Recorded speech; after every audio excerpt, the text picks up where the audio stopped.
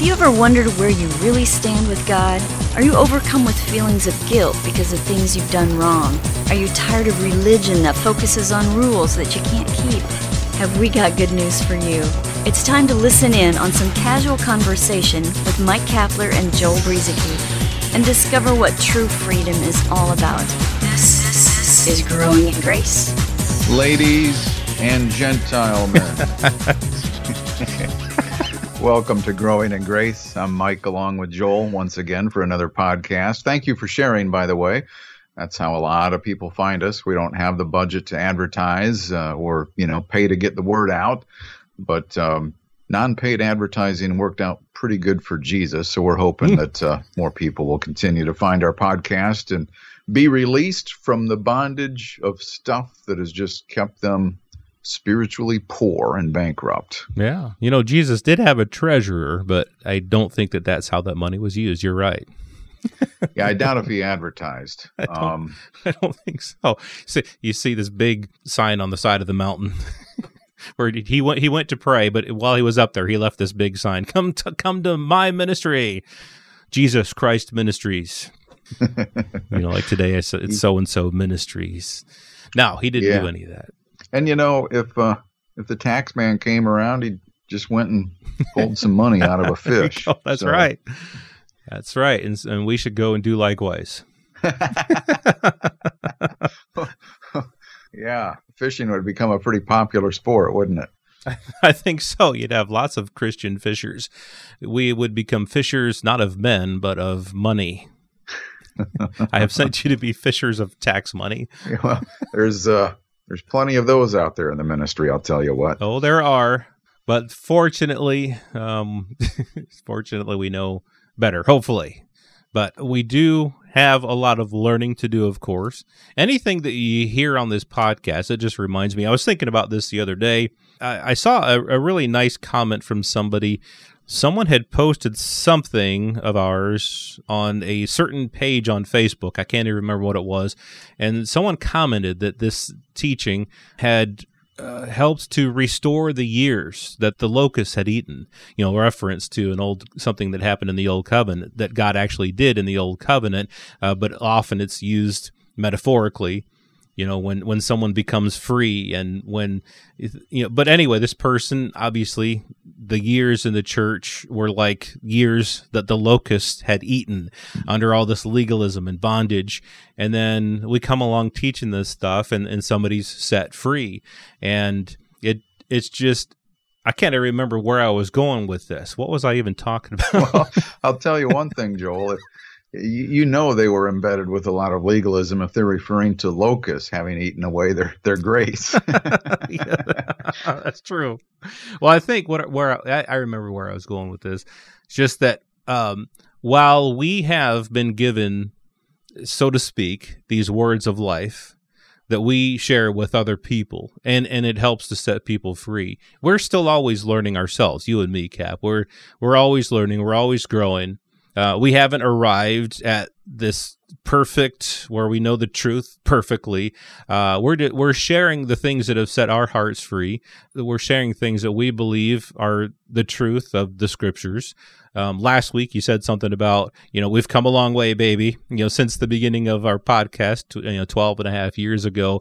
And if I've gone back and listened to some of our past podcasts, and I think it's still good. I think it's really good. But yes, indeed, we have grown in our understanding. We've grown in the knowledge of the difference between the two covenants, the difference between the Jews and the Gentiles, like we're talking about this week and last week. And we've grown in so many ways, and I'm sure that as time goes on, we'll continue to grow.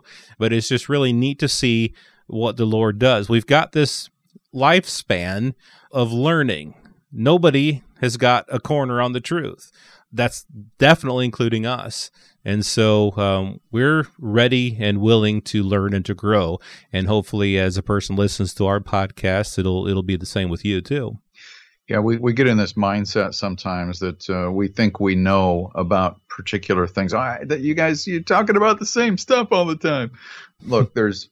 I pointed out to Joel recently that look up in the sky and see that star. up there, and whatever it's called, the name of that star. Oh, I'm aware of that star now. I have knowledge about it. But have you ever been to that star? That's the journey we're on. I mean, imagine how long it would take us to jump in the spaceship and maybe fly to Saturn. Take quite a while, right? Then we get to Saturn and we look up and we still see that same star pretty far away. We're on that kind of a journey, even on some of these things that we think we know so much about. We as people, as human beings with with a limited capacity to have this kind of knowledge with where we're at. And the universe is a big place. God is a big God. And there's so much to learn. We think we know things sometimes, and we have learned a lot, but on our journey, it's a very short distance from what there is to learn when it comes to the gospel and life in Christ. Mm-hmm. Yes, indeed. One of the things that we have grown in that I mentioned is this whole understanding of Jew and Gentile. I was reading from Ephesians 2 last week, talking about how the Gentiles were strangers, aliens from the commonwealth of Israel, and strangers from the covenants of promise, having no hope and without God in the world. But Paul goes on, but now in Christ Jesus. So in Christ Jesus, you who were once far off, and that's Gentiles, have been brought near by the blood of Christ. See, I used to read that, and I used to think that anybody, Jew or Gentile, I wasn't even thinking Jew and Gentile here. I was just thinking an unbeliever in this world was once far off, and now you've been brought near by the blood of Christ. And that actually comes through in some of our earlier podcasts where I wasn't thinking Jew and Gentile. But it says in verse 14 of Ephesians 2, for he himself is our peace, who has made both one. And without that understanding of Jew and Gentile, both, what's both? What are you talking about, both? He has made both one and broken down the middle wall of separation. What? Middle wall of separation? What's he talking about? Again, if you don't have this understanding of that there were Jews who were near to God, they were his chosen people, they had the covenants of promise, they were the commonwealth of Israel, and then you had those who were far off, the Gentiles. So this middle wall of separation, having abolished in his flesh the enmity, that is the law of commandments contained in ordinances, so as to create in himself, as we talked about last week, one new man from the two. So out of the Jews and out of the Gentiles, one new man was created, a new man. Again, we're not spiritual Jews.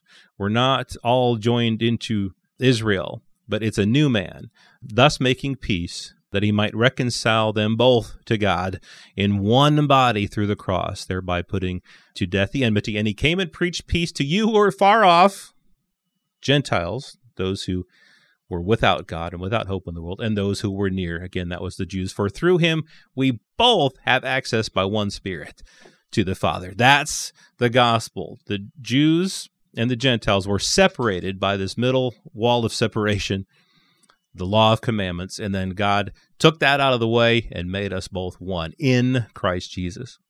Yeah, having this this understanding historically and otherwise between Jew and Gentile, it's a big deal toward gaining a greater understanding of the gospel. You finished last week's program with the non-Jewish woman who came seeking help from Jesus. He ignored her and finally said, look, I've been sent only to the lost sheep of the house of Israel. I'm sorry. And she said, well, look, even dogs get crumbs from the master's table. And her answer is what prompted Jesus to say, whoa, wait a minute here. What you just said, faith was demonstrated. Great faith. You have answered with faith. And see, this is a different thing now. And she was one of several instances where we see Jesus did minister something good to Gentile people, non-Jewish people. But faith was what prompted his response. Remember now, when Jesus ministering on the earth for those 3 years or so, he was a minister under the old covenant. The new covenant hadn't started yet. That didn't start until after the death of the testator, Jesus. So he's under the old covenant law, ministering to Israel. in the effort to see them redeemed from the curse of the law. What is that curse? They were required to do all of it perfectly and couldn't do it. He came to redeem them from that. We Gentiles were never under that law, ever. Not then, certainly not now. But she answered and showed and demonstrated faith. And faith is really, in a sense, the opposite of the law. You know, the law doesn't produce faith. And so this woman exercised faith. And this is something that was going to be a key component inside of the new covenant that we're in now. Faith. We know the law, the Bible tells us the law is not of faith. But that's what the Jews were pursuing. They were pursuing their own righteousness and their attempt at fulfilling the law through what they did, through their works, through the law. This woman came with a different ingredient that would be part of the new covenant in time, and that is the subject of faith. Right, because one thing and we did a while back, we did a series called Why Jesus Taught Two Covenants. Go to growingingrace.org and search for that and listen to all 20 episodes of that, because it's really good. I mean, we spent a lot of time, obviously, digging into that.